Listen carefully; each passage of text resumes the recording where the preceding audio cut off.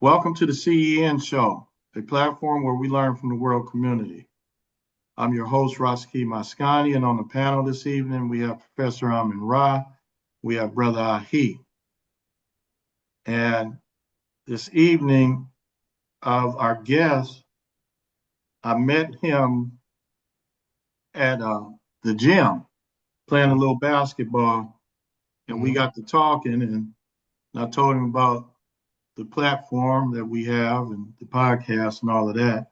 And I asked him would he like to be a guest, and he said yes. So he's here. This brother is Brother Darryl Brooks, and he's a licensed clinical social worker. And so, Darryl, thanks for coming and joining us this evening. Yes. Tell us a little bit about yourself, and then also you can start your presentation. All right. So thank you guys for having me. My name is Darryl Brooks. I'm a licensed therapist. I originally was licensed in Georgia. Me and my wife moved here, last year? So mainly my practice is based out of Georgia. And we cover the states of Georgia, Virginia, and Florida. And a little bit about myself. I attended Fort Valley State University. Undergrad, graduate, I attended Clark Atlanta University. I did a lot of my, guess you would call residency work or supervisionary work in the state of North Carolina. And that's, if you want to see more of my information, I could put it in the chat. You can see my bio. I've done pretty much every other type of work you can think of: government, corporate, politics, everything. But the main focus now is my practice is the name of it is Viaduct Health. We're a telehealth-based practice. We're we do about 200 plus sessions a month, so it's running pretty well. And at this point in my career, I've talked to over thousands of people, literally, factually. So I have a good amount of experience in terms of talking on the topic of mental health. Also, I have a nonprofit by the name of Forever Felton, and we help seniors or individuals that's disabled, ages 55 and up, but the better term is aging, not necessarily seniors. And we assist them with workforce training, housing preservation, and wellness, mental health and wellness, and food scarcity. So that's the nonprofit I have as well. That's based in Georgia as well. I am going to eventually do something in California with the homeless population here. I think I have a grant that I'll probably be looking at, but that's what we do also in the state of Georgia. So that's a little bit about myself professionally. And other than that, personally, like you said, we play hoops. I've traveled to 48 states. So far, I've been over to like 350 plus cities and towns, overnight stayed and traveled. So I've traveled all over the US pretty much. And I am married for 8 years, and I do have a child on the way. So my wife is pregnant, so I'll soon be a father. And that's that. Excellent, excellent. Now, how old are you? 35. Excellent. That's good. We want to get more young blood on here, so that's Yeah. good. Yeah. Excellent. So let's get into the topic this evening, which is mental health and men's wellness. So tell us what you want us to know about that.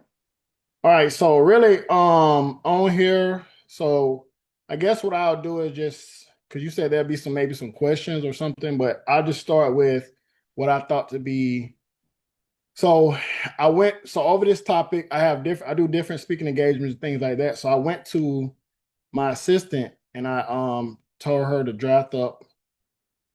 I have AI bots that work for my company, and I told them to draft up something, not this presentation, but draft up ideas about mental health that are current that men want to know about right now to this day.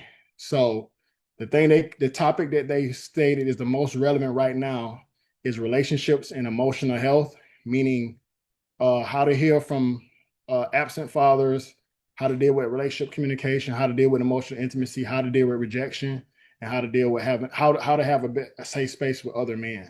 So that was the number one topic according to research. So that's why I chose that. All right. So the first thing I want to talk about, and so what I'm probably going to end up doing is 5 areas. I'm gonna go through one area. I'm not going to talk super long. And then once I get done with that area, I'm going to answer any questions or whatever and kind of go from there. All right. So the first topic is healing from father wounds and absent father figures. This is a big topic in therapy, um, especially when you have fathers that are not legitimized. Now, I know California is a little bit different from Georgia, because in Georgia, you have to be legitimized in order to kind of have rights of your child, not necessarily that they're your child. In California, I don't really know. Is that in California? Is that Okay, explain what legitimized means. Oh, legitimization means that you have it's either you're signing a birth certificate or you're claiming the rights over that child to say that this is my child.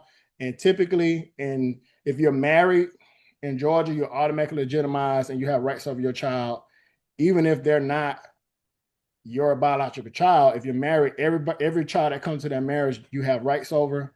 If you're not married, that child is unlegitimized, and therefore you have to go to the state and declare that you want this child to be under your banner in a sense, and you have to authorize that you want this child to be your child. So in Georgia, the child is not automatically just your child if you're not married. You have to have paperwork if you're the male. Okay. In California, I just moved here. I don't know the laws around that, but is that something that's happening here, or you kind of just I wouldn't know okay? about that. Yeah.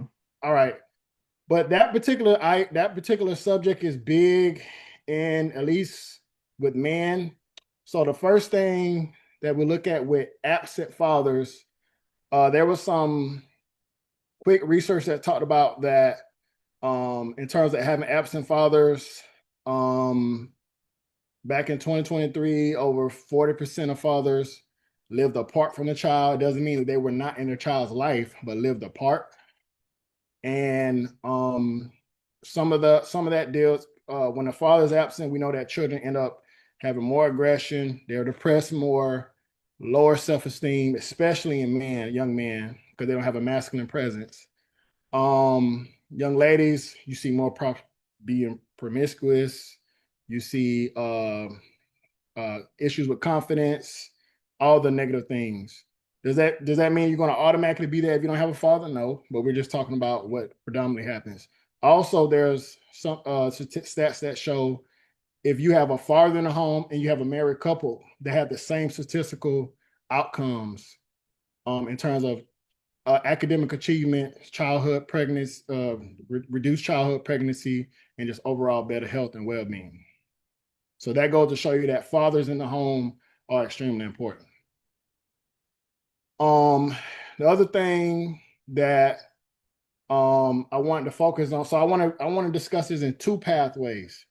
One is the father side that impacts fathers from being home, and the other one is the child. And then we'll kind of talk so that way I'm not just over talking.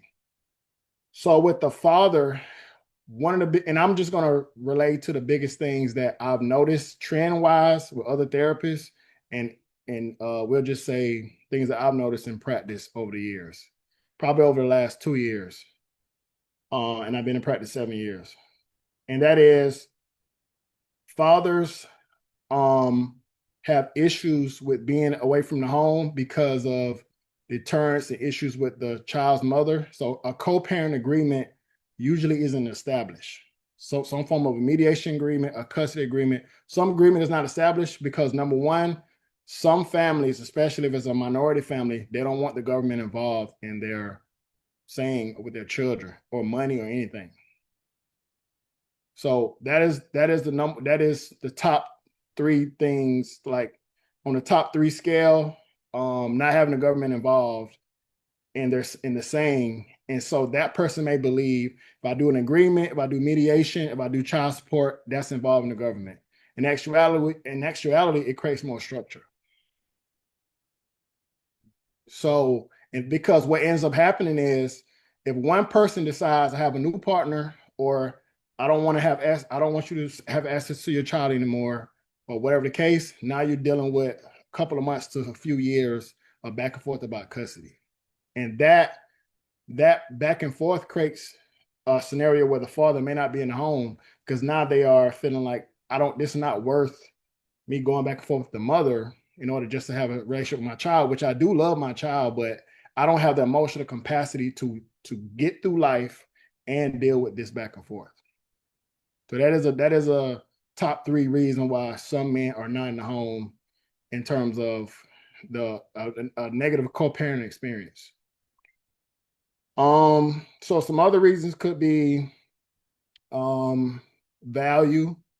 Some men that were never actually taught how to be man and taught how to be masculine and taught how to have structure may feel like they have no value, and they may feel that they made a mistake by having children, and they feel like the best thing they could do is to stay away.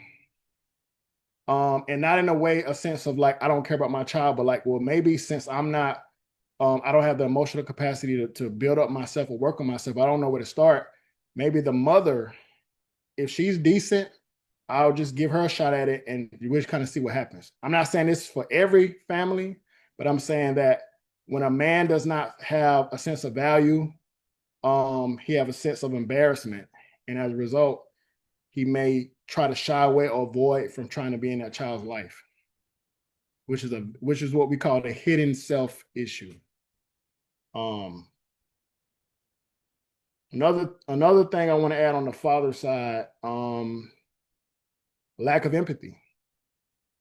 What I mean by that is that person may grow up in a house where empathy was not as much, and we know that previous generations displayed less empathy because mental health wasn't really supported. Now still did family reunions, they still did um, get-togethers and dinners, so there was some empathy. It was more of a family unit. That is something that was more of. But in terms of being in tune or being what we call the 5 A's, which is a whole other concept I won't get into right now, um, but more so because of that lack of empathy, that father may feel that, well, I made it on my own, or I didn't have my father, and I think they have enough to make it, so they should be fine. And that is because that person is thinking about their experience and saying, well, I turned out decent and I didn't have my father, so it can't be that bad, you know. And we all know that's the incorrect way of thinking, but some people have those thoughts. The other thing I want to just say is um, sometimes sometimes when we have fathers, their reward systems about what they like and love overshadows their ability to have structure and order, which means if they love alcohol, they love women, if they love drugs, they love porn, if they love gambling, if they love the streets, whatever they love, whatever reaches their high reward system, if they don't have the impulse control to address those things, it's going to supersede their need to want to have structure because they feel that structure plus the things that I'm doing don't match and I have to choose. So those are the top things on the father side. And one more other thing, embarrassment, which is once a father has been away from the home for, we'll say, at least more than a year and they have no contact with a child, they may feel like, well, I feel embarrassed to address my child because now what am I going to say to my child about me leaving? Like, I'm saying I'm sorry, or especially if it's been over 5 years, that person feels like I don't even know what to say to them. I'd rather just leave them alone. When they turn 18, they can come just reach out to me because I don't have the words to say, I know I was wrong. And especially if that child is angry with you and they're like, why you don't care about me? Why you don't love me? Why you not come to see me? And you don't really have a valid answer because usually it's not much of one all the time or some of the times. Um, so that person is embarrassed and they just figure when they get them a little bit more mature and they get older, they can just come to me and we can try then.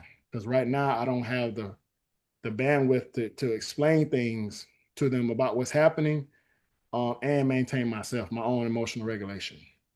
So that's the father side, and I'm gonna start right there. But any questions or any Let responses? me let me Yeah, go to the panel. yeah, Very interesting what you said, and I can kind of identify with most of it yeah. because I've investigated. I've been a part of some of it. I had two sets of kids, so I understand. A lot of the entanglements that you go through, and then and I wasn't one of those fathers that wanted to be away from my children, but I found it necessary at certain points. So let's go to Ahi. Yes. Any question or comment on that, or those things? Brother, like you said, it hits home for me.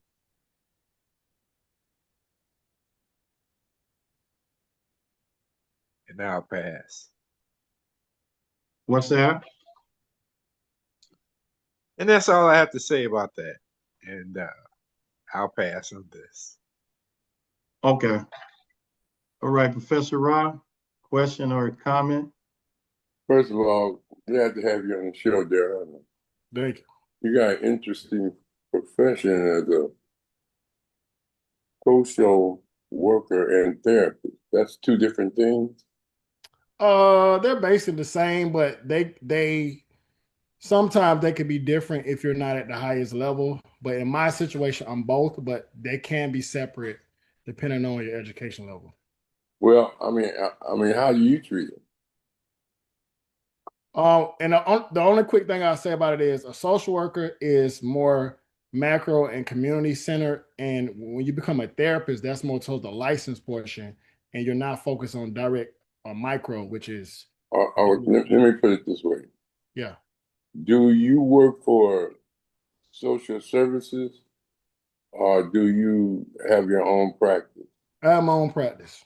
For both. I don't work for social services. I did at one. I used to work for the state of Georgia, but I have my own practice for the last 4 years. Okay, so how do you get your clients? Typically word of mouth, insurance, social media. Um, yeah, any way they kind of flow through. But I'm insured with about 20 more insurance companies, and I've been doing this for the last 4 years. So, and then through social media, I get about 120,000 views on all 120 to 170,000 views on all platforms. So they trickle in, and I stay pretty booked. Now, what I'm saying is that when a person is seeking your help, Yeah. they are voluntarily seeking your help. Typically a person comes to me when they have a problem. That's two reasons they'll come. Person may come to solve a problem, to have maintenance, which is stay abreast on the routines that they've already worked towards to fix a problem that they already had. And the last thing may be perspective, which is more of a coaching style. But it's probably more than that. But those are the main three reasons that a person would come to me. And so when you say they got insurance, what are you talking about? Medicaid or Yeah, I Medicare? do. I do accept Medicaid in the state of Georgia. I don't in the state of California, but yeah, I do accept Medicaid. Most of my patients are most of them are middle, like working class, uh, middle class or upper class, because of that's kind of how I mean, when I first started my career, most of it was some of it was medicated because that's all you could see. But as I got built up my career, for I do a telehealth practice, and one of the biggest things that I noticed in COVID was busy professionals were trying to take care of their families and they just couldn't get therapy because they didn't have the time. So my practice is centered around working professionals that don't have time to seek therapy, so that I make a pathway for them to have therapy. No.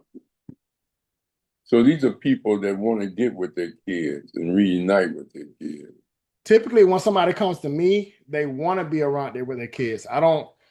Other therapists may work with like court order individuals or domestic violence or whatever the case. But most of the patients that I deal with right now, they want to be with their children. But in the past, I have worked with individuals that have a court order or they whatever, and their desire to want to be connected to their children or to want to get things right was 50-50. So I dealt with all populations in terms of this So idea. do you call the kid in and the mother in when you dealing with the father?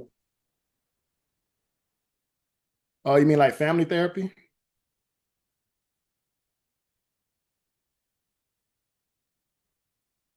He froze. You mean like family therapy? He froze for a moment. So, Okay. Yeah, I think he's from. Okay. oh, there, Professor Rahh.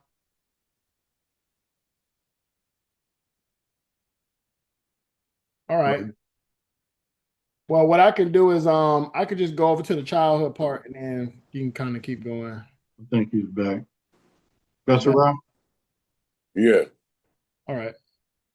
did you hear him, Professor Rahh? What do you say? Go ahead. Repeat what you said, Darryl. You were saying that do I have everybody in the room? And I was saying that I don't. You're talking about family therapy. I can do family therapy, but usually, for the most part, the bulk of my clients are couples, individuals. I will do family therapy, but as of the last year, the demand has been higher for individual and couples. So I've been doing that a little bit more. Is it a suggestion that men that are not with their kids have mental problems? Uh, I wouldn't say they automatically are, but I will say that it depends on the reason to why. But as we look at the 40+%, it's a lot of it's many different reasons to why it's not the case. But if you want to take my uh qualitative opinion, which is what I've done, and not the and if you want to take my qualitative opinion, a lot of things that I've noticed is men typically have issues with emotional regulation and really just knowing what to do as a father. A big thing that I noticed that we'll say 70 more percent of the men that I've come in contact with, which is at this point been thousands, um, they don't really actually know what to do as a father. Like, They don't know how to be a daddy? no, most men do not know how to.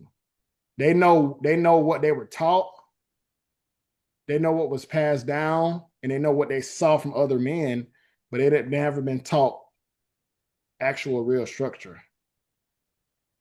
They're kind of just doing what they saw. Have you ever ran into a case where you think that father needs to stay away from the kid? Yeah, I ran into I've been in a scenario where abuse where it was abundant, and the best thing is for that father to kind of work on themselves before being in that child's life. So Mm. there are some cases where a person can be so what they call it conduct disorder or intermittent explosive disorder. Those individuals that have not worked on those things don't need to be reunited until they can get those things together. And so when we start talking about Department of Human Services, they have people to monitor that. And see, there are many daddies that sometimes don't believe the child is there, you know, and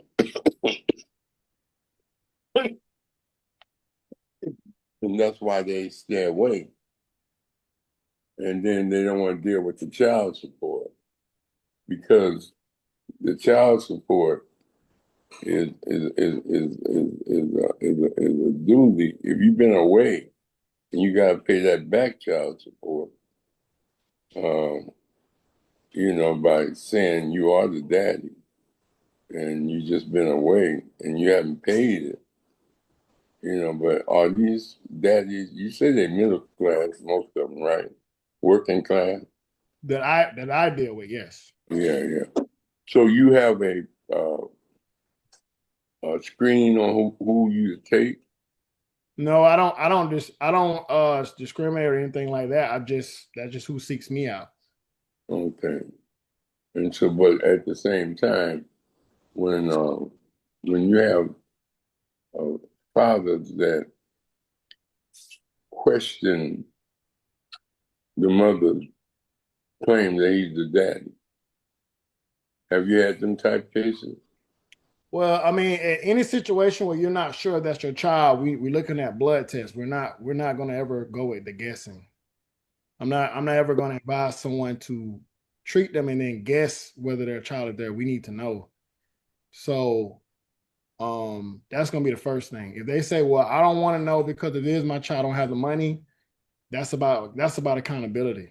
Have you ran across a case where the mother said, "Look, I don't want you in my child's life. I'll take care of the baby, and I won't even ask you for child support." She's a professional woman. She got enough money. She just wants to have a child. I mean, that happens all the time. I mean, that happens all the time. But a lot of times it's not about that she's saying, I don't want you to do this. It's about if you have a child, what are the rights? If you have the rights, you fight to have co-parent agreement with your child. If you don't have the rights, then you're at the mercy of another person's mindset about what they want until you get your rights. And that's just what that is. But that's a court decision, right? Yeah, that's going to be decided by the court. Or if you want to have a formal agreement personally, but if a person doesn't really want to work with you, then you want a judge involved because then it'll be a little bit more serious. Now, you had mentioned that sometimes fathers love other things rather than the child, drugs, alcohol, or getting caught up in a lifestyle that, Yeah. for instance, what is the most egregious case you've had? Egregious. I'll just go with, so instead of me speaking on my cases, I'll just say something that I witnessed, I've observed in the field. So I won't really say I won't say this is my case. I'll just say I've observed this while doing this work. When you say egregious, you're saying what when you say egregious, what are you Well, trying to? let's say that there's a serious dispute with the mother, Mhm. and that the father, for whatever reason, uh, threatens the mother or threatens the kid if she don't let him see him, you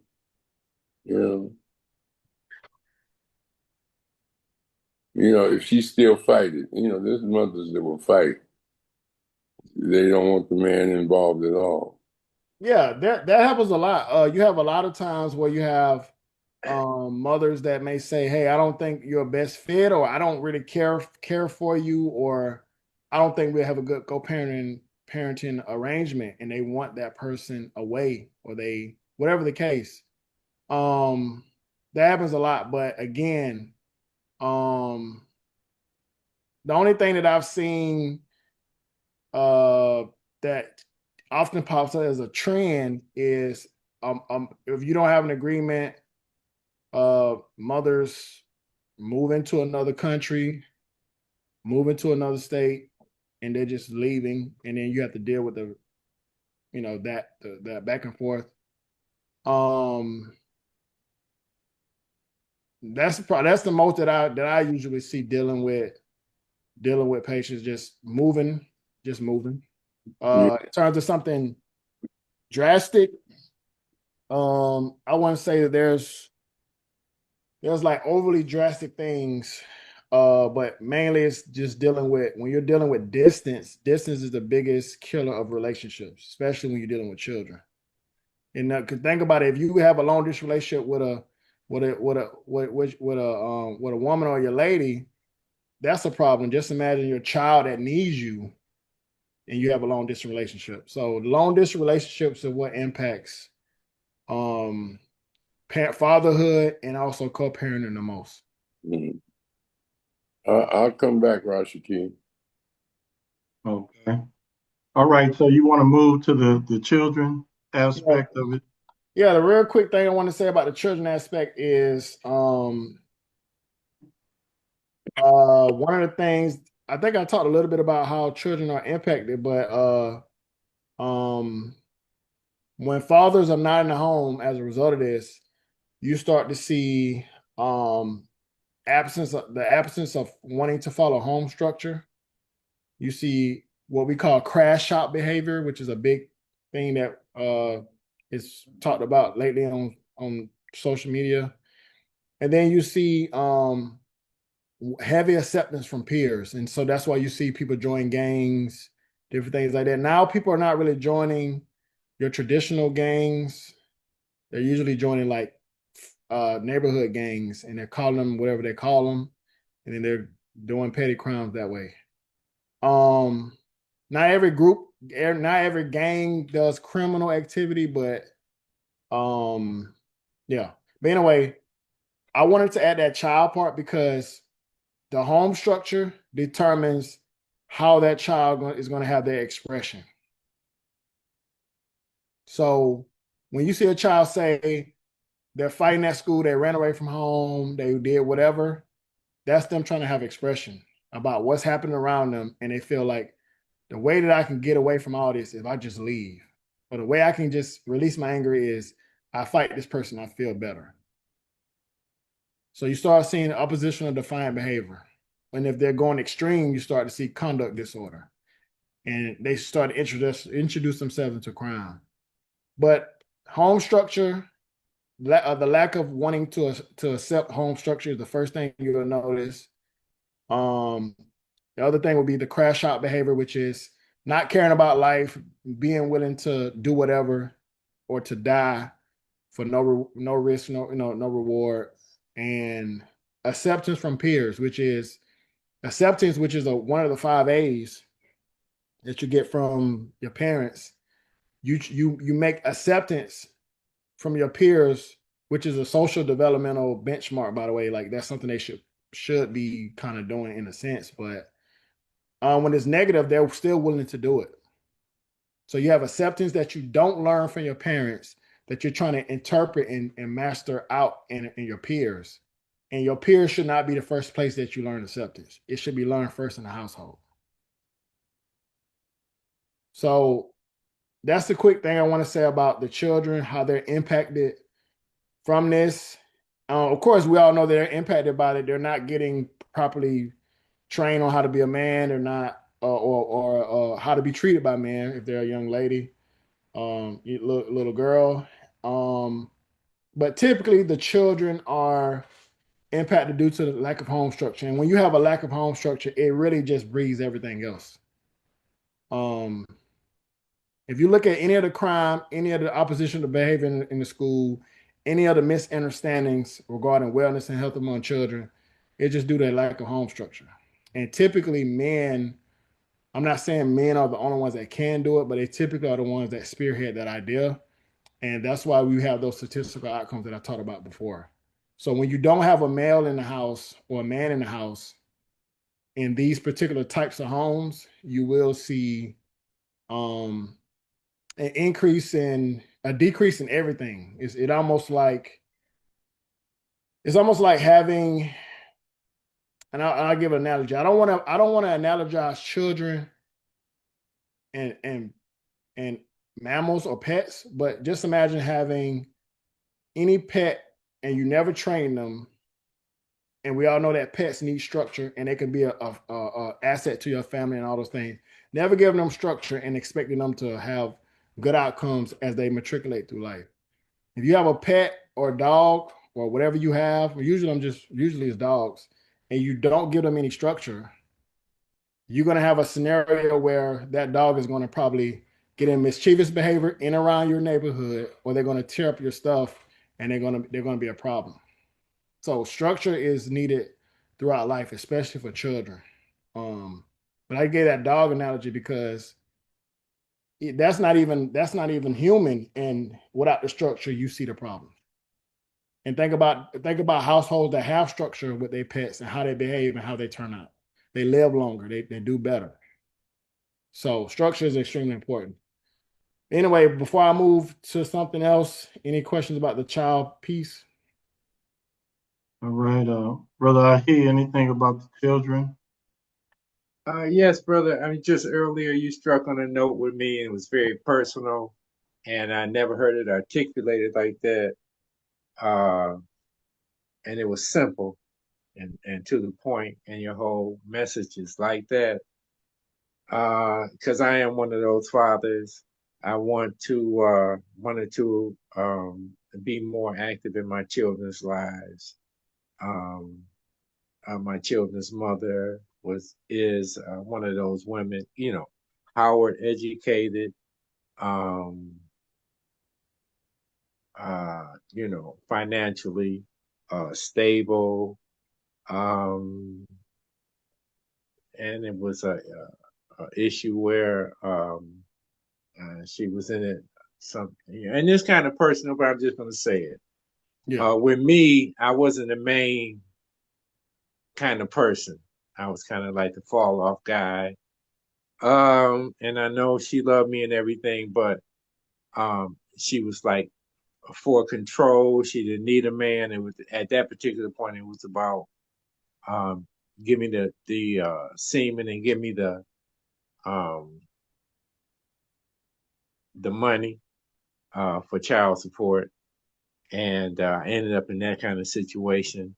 And I had the type of position where I had to travel to make my money, and the place where we met, she moved, and they moved 1,000 miles away, and it made it kind of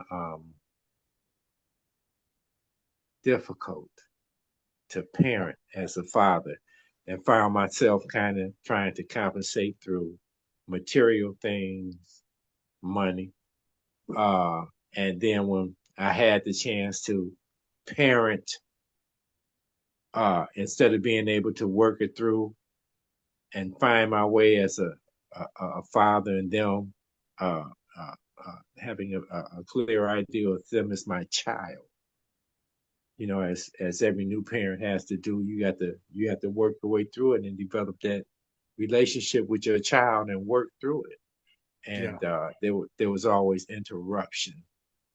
I couldn't establish that type of relationship without interference uh, coming between my child and I, establishing our relationship as a father and sons. Mm. And so it's a personal thing, and I understand exactly what you were saying. And even now, I'm uh, in my later years, it's very personal because it still stays and has established itself in our relationship with my sons now. And Mm. so, young parents, fathers especially, who don't have allies, and some folk who can put it in simple terms to them about what they're going through, and that they're not alone, um, and exercise this in the knowledge um, to help them uh, get through it and be better parents, and uh, uh, be more of an asset to their children for the future's sake, that kind of stuff. So, yeah, it's personal, and you put it in plain terms. Yeah. So thank you for sharing that. Yeah. So as I was saying before you kind of told me this here, yeah, distance is a biggest. So, um, well, actually, being that it's not a therapy session, I won't ask more about your personal situation, but yeah, thank you for sharing that. Yes, thanks, Ahi, for being transparent like that. Yes. That took a lot, I know. Yes. So, So, go ahead, Darryl. no, you go ahead. No, I was just gonna see if Professor Rahh, he, he's he's muted. No, I ain't. Yeah. Oh, okay. So did you want to ask about anything about the children from the children side? Well, children have issues for a lot of different reasons. There are a lot of single mothers that can raise strong families. They just get involved and they show more. They get the kids to love them more than they love the streets and love to appreciate them being a mama single and try not to be in trouble and get good grades and go on to college and and move on. The challenge is to me with children is that many of them have different issues, as Darryl was saying. They respond different to their situation, and sometimes they do question why the daddy in their life. And then some say, "I'm glad he's gone. It's just me and you, mom." But at the same time, um, it's about the structure that the mama have at the house. When you try to tell your son at 12 or 13 he's a man child, you know, that he's a shot caller and he's just 12 years old, that could be problematic. But at the same time, you want to do all you can to help them. And it depends on their economic status also. I mean, it's rough when you have to move all the time and there's no stability. You want stability in a child's life. They want to know there's food there and that the house is going to be there. And that there's not going to be a bunch of men coming in and out. And uh, that the mother is well grounded in her faith, grounded in values that he can respect. Because what happens is generally children begin to disrespect their home because they see the home being disrespectful to them. Yeah. That'd be a challenge. It depends. And then you have so many young mothers that have an issue with regards to how to deal with life themselves. Babies having babies. And when you 16, 17 and you have a baby, that has a lot to do with how you raise that baby and how you are able to take care of that baby. Or either a grandmama step in or auntie or it just be a lot of issues. So there, how do you respond to that? So if I'm hearing you correctly, you're just talking about how, well, one thing you just stated was how age can impact how a child is like raised. Like, I think that is important. I think that having a child at 17, 18 is going to be a different experience from having a child at 30, and different forms of cooperation, all those things. So the only quick thing I'll say about that is I always tell young parents to definitely go get some type of parenting classes, therapy, get with some mentors, get with a community, try to get as much involvement inside of structured settings early, sports, whatever it is, so that way you can have different examples of what type of different structures you want, and you can adopt and create it yourself. If you don't have if you don't have grandparents or parents that's going to show you exactly what to do. But age does determine that child's experience about how much wisdom can be poured into them at their earliest start part of their age. And we all know that a child's personality is developed by the age of 7. So for the most part, you want that child to get as much of structure, knowledge, wisdom, and understanding and empathy by the age of 7, because once they turn 7, that's who they are for the rest of their life. Now they can always be better, learn more ideas. They can always change who they are in terms of being a smarter person, having more empathy. But personality wise, that person usually is that way for the rest of their life. So basically, we are our 7-year-old selves as we age through life, and we just learn to solve problems based on our experience level. But we're still our 7-year-old selves. That's Yeah, interesting. Go ahead, Rahh. how you deal with the the aspect of a mother who talks about the daddy so bad that when the daddy try to get the life, he's already alienated the son or the daughter.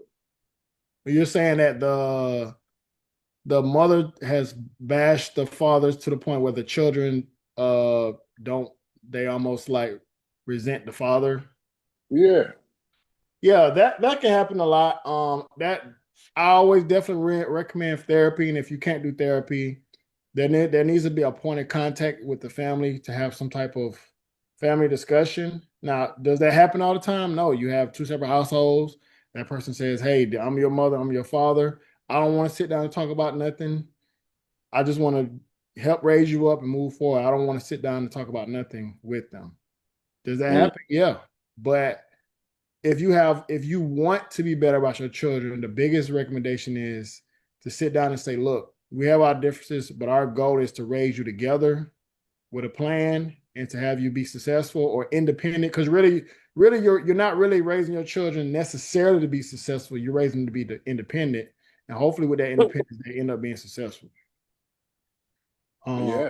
So with that being said, for households that want to be better, you need that person will want to be aware that working together in unison, having a shared value is going to be better for that child. Households where there's a lot of issues, abuse, emotional trauma, narcissism, all that can happen from the previous partners.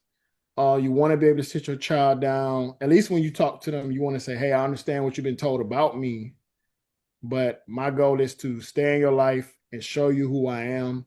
And I want you to judge me about how I treat you more so than what you hear about me.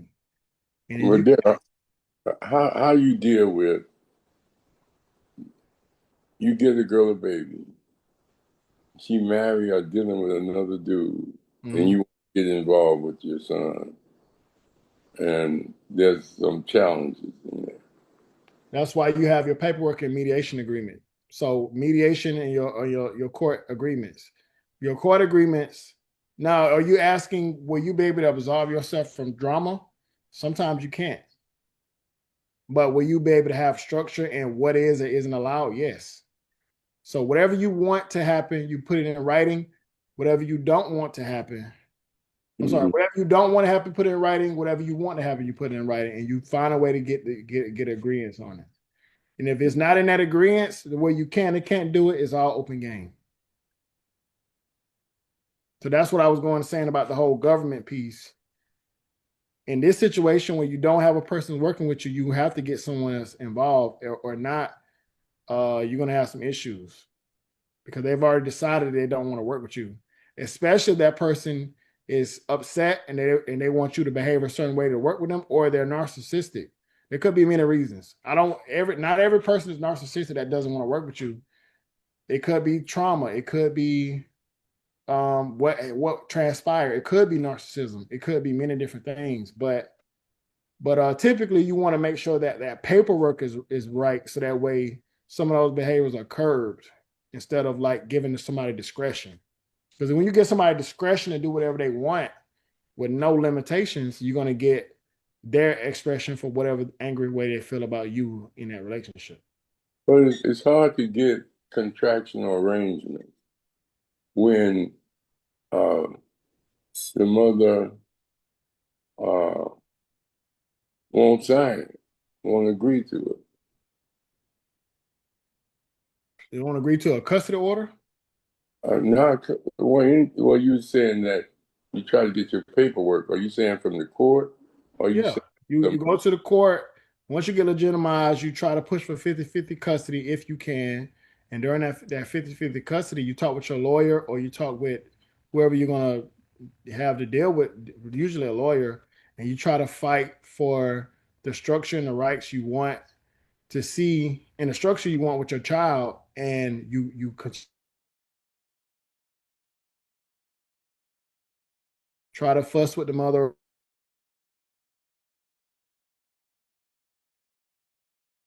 of that relationship because you can't do it on your own. do you do court appearances with with your client? Typically that's only in rare cases. Yeah, I have, but typically that's not what's necessary, but I can in rare cases.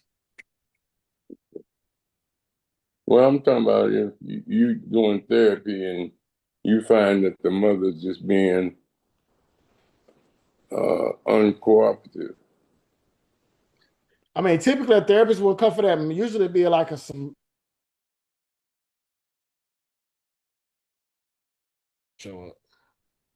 But if you're not subpoenaed, it's usually not necessary. Okay, Rashaki. All right. You know, Darryl, Rashaki? yeah, you hear me? Yeah. Okay, I thought you said something very interesting because throughout the years, I do, I'm always observing people. And you said something about, you have your personality at 7, and that's it. That's the person you're gonna be as far as personality. Yeah. But what I notice is, and I notice it about myself. Uh, Most people seem to be, well, a lot of people. I can't put a percentage on it, but I know it's a high percentage. Most people seem to be immature and they act childlike. And all you have to do is go in public and see how many people that are so inconsiderate and don't really consider who's around. And you mentioned narcissism. I mean, it's just these are childlike behaviors. And I found myself acting a little childlike the other day and I had to catch myself. So I think we're living, I mean, it's like we're still baby like as far as advancement, if you ask me. And it's due to the type of system we live in too. I think that has a lot to do with it, where we have these people that are so, so many words you could use to describe them, but they're so power and controlling, they power hungry and they want to just control everything and everybody to the point where, you know, people just they don't want people to have things. So it's like their baby life, the people that's in control. You look at your president, if you want to call him your president, because I don't want to call him mine, but the president of the United States, he, it's like whatever goes with him, what he wants, and he's going to go to extreme ways to get it. So that's childlike. So we're dealing in a childlike system. So I just wanted to make that observation because that was interesting when you said that. Yeah, I agree that most individuals don't have a great emotional vocabulary and they don't have a great sense of emotional regulation. And it's not taught. It should be in school. It should be a mandatory thing, just like civic engagement, just like all those other things. And because it's not there, you have to learn on your own. Just like finances, they don't teach it in school. Not now they may teach you a little bit, but they don't teach finances the way that you should in a capitalistic country. You have to go learn on your own. All the things that's necessary to be truly independent are really not taught as much in at least public schools. You have to go seek it on your own. So I think that at the end of the day, and that's one of the reasons why I became a therapist, is because growing up in South Georgia, we went through a lot of different things, and there was a lot of immature activities. There was a lot of good moments too, but immature activities, a lot of misunderstandings. And now that I'm a therapist and I learned what that was, when I was younger, I didn't know what a therapist was. I didn't find out what a therapist was until I got to college. And like he said about the whole George working for your state, I just thought it was CPS workers. I didn't know the difference. But really, one of the biggest reasons why I became a therapist, because a lot of the issues that we have as people is that we're not as spiritually inclined as we think. And what I mean by that is, yeah, we go to church, yeah, we have religious beliefs, yeah, we have some people that write books and have a lot of things, but to be to be in spiritual unison is to be connected and to have mass empathy, collective empathy, to be what they call Afrocentric in your views. And Afrocentric is not about being black or African. It's the mindset by which you adopt and make decisions on your life. So that means that you're making decisions for the we instead of the I. So, yeah, I think that living in this particular country does kind of train you to be individualistic. There's other terms I can use, but I'll just say that individualistic. Um, And because of that, we get conditioned to only kind of like mainly look out for what we want out in public instead of being more Afrocentric. And everyone can be Afrocentric, not just black people or African people. It's again the mindset of the we versus the I. But yeah, it is heavy.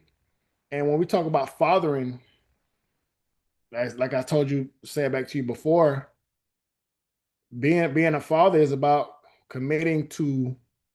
I heard Steve Harvey say something because I watch all kind of like I watch anything that's yeah about learning, growth, wellness, all that. But anyway, Steve Harvey said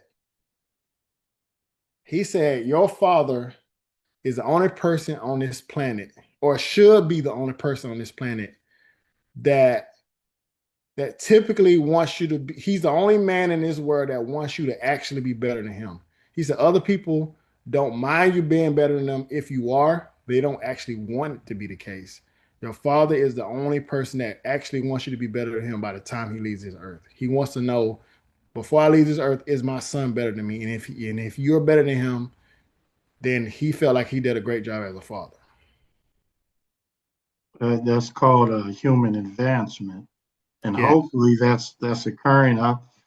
I have that hope for my children and grandchildren all the time, and it's been a challenge, but I'm still there, and you know it's work. And so when you accept that you have to do certain things, then it's not a problem attempting to do it. Yeah. So But yeah. excellent. Uh, Brother Ahi, did you want to make a comment or anything?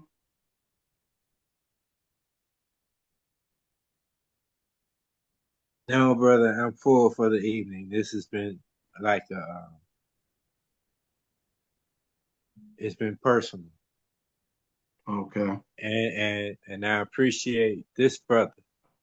So,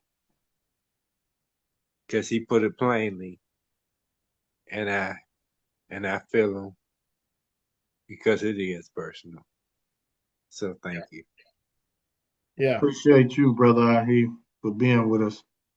And even in your situation, uh, without without we'll just go without stretching the idea further than what it is. I'll just say that if any part of that you want to address, and you feel like, so I don't know whether that's something you dealt with or currently dealing with, but if you are dealing with it right now, and you want to figure out, because are your children grown now, or was that in the past?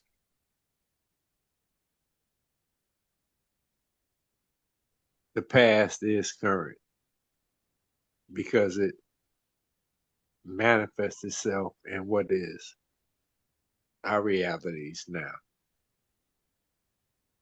It is now. The past never leaves us, which is why we should learn our past so that we can determine what our futures are. So it is what happened in the past manifests itself in our lives now. Got it. Yeah. Okay. Yeah. So, but one of the things I want to add to what you stated before about you had a scenario where you met, connected with someone, they started turning it very operational, like pay me this and all of that, and then they moved. I don't know who they are. I don't know their tendencies. I don't know their objective. I don't know what they wanted from the situation. But I think the main thing is that as long as the children either have a good relationship with you, or they know your intent, because sometimes I have to tell fathers they have to accept that not every father is going to have the best relationship with their child or the relationship they could have had. So what we have to do is accept, not that this is your life, but more so accept that what was my intent for my child. And as long as my intent was always there, as long as my efforts were there with my intent, that is what you kind of settle with in terms of acceptance, instead of viewing it as, I wasn't there or it's my fault. Because a lot of times what we do is we internalize what went wrong because we feel like that's easier to do that. It's easier for me to blame myself than blame what we both did or what they did, because I don't have access to them to blame them. I have access to me. So I can just blame myself, or I can just blame them because of something that I did. And what I mean by that is sometimes you can not have the right discernment about something. I'm not saying it's your situation, but sometimes you can not have the right discernment in the front end, and then the results you may get on the back end, you may try to externalize, but we have to look at ourselves and say, well, what discernment happened that didn't happen from this scenario that caused this to happen? Now, does that take away from the fact you still got to work with someone? No, but I think it does change our mindset about how we feel in terms of causation. Because whoever we think the fault is, that's where our anger leans towards, instead of just having more acceptance. But back to what I was saying about intent, as we get older in age, one of the biggest things I see from individuals when they reach about the age, we'll go 65 or better, which is that it's a big concept. But once you get about that age, if you haven't lived the life that you felt like you should have lived, even though your life still may be good, a person will start feeling resentment. And what that person want to make sure they do is not have resentment off a false sense of like something was done to them in life, but more so, what was my intent and what was my intent throughout my life? And if you can live with all your intent, you can live with all your the judgments you made, you can live with all the decisions you made, and then either you grew from them or it was your true desire and intent to make that happen. That's what you live with in acceptance, instead of what went wrong. But most people hang around what went wrong, and they never go into their intent, and they end up having that resentment and depression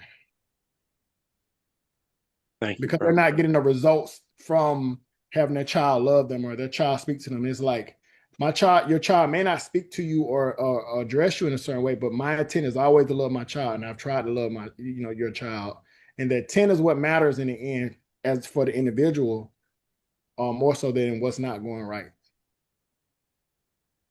I don't know if you get what I'm saying about Thank it. you. That Thank was well thank put. you. And I appreciate that. And my children, there's no question in their mind, and they be lying to themselves and to the world that they didn't know that I love them. Yeah. And a spiritual advisor of mine said, keep the light on. And so the light is on, and they know it is.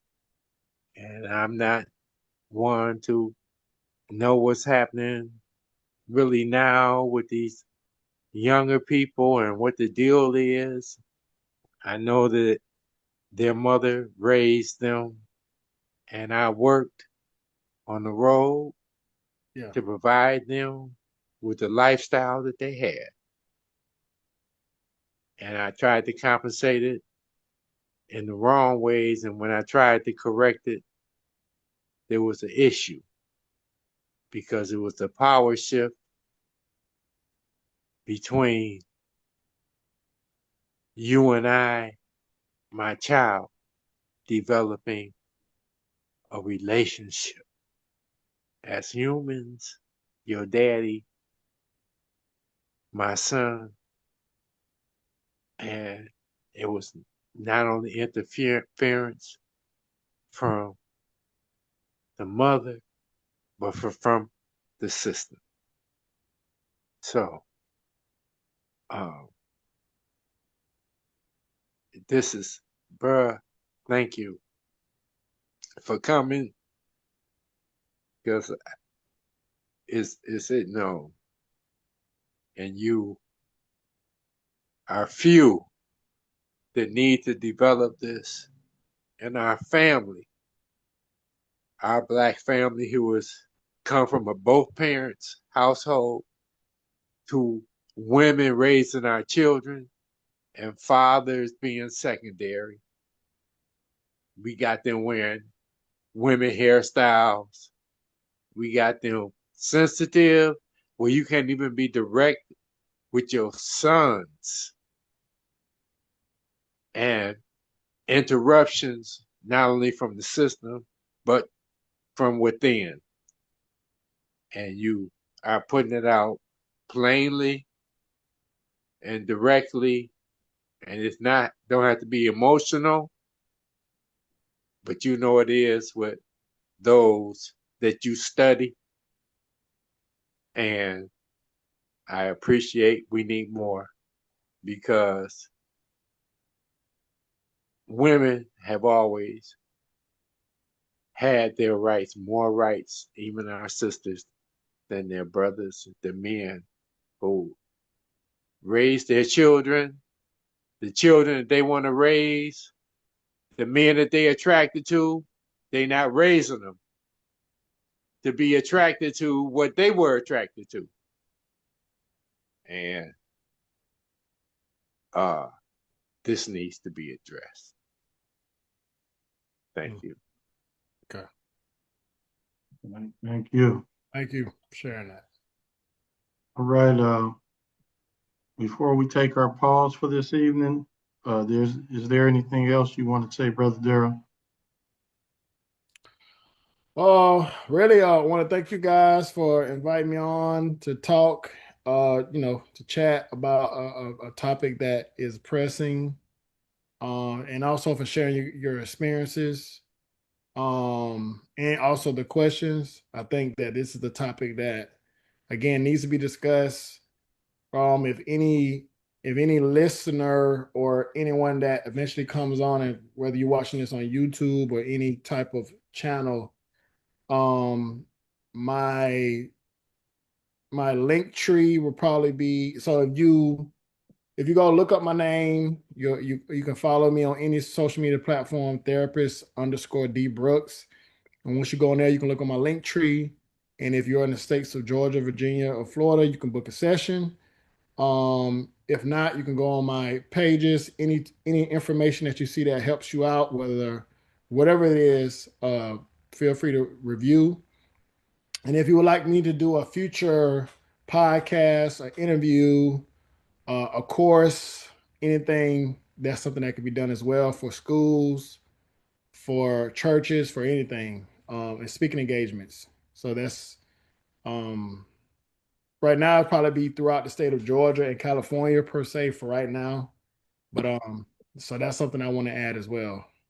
for any future listener that's catching on, that's going to catch on to this on another day. That's not today. There goes some information right there. That's Instagram. So some people could see that. Okay. You have that, and then yeah, they can look you up too. So, well, this was excellent. I would say very enlightening to hear, people coming on our crowd is usually older, so I'm glad that we had a 35-year-old come on and put it down. You did an excellent job there, Darryl, with your information, and very enlightening for me. And of course, we would love to have you back. We could discuss that. And Most definitely. so I'm gonna say what we have going on next Wednesday. We have Nazir Anayabi Buwali. I don't know how to pronounce his last name real well, but the topic is racist trapped at Lakewood High. So we're gonna find out some things that happened with him at Lakewood High. Looking forward to that. Professor Rod, you get a chance to finalize Tuesday? Not yet. Okay. I So will. hopefully we have that guest, or if not, Yeah. Professor Rod will do what he usually do, is enlighten us. All So right. thanks a lot, Darryl. Thanks a lot, Ahi and Professor Rod. Each one teach one in Conscious Corner. Everybody continue to have a great day.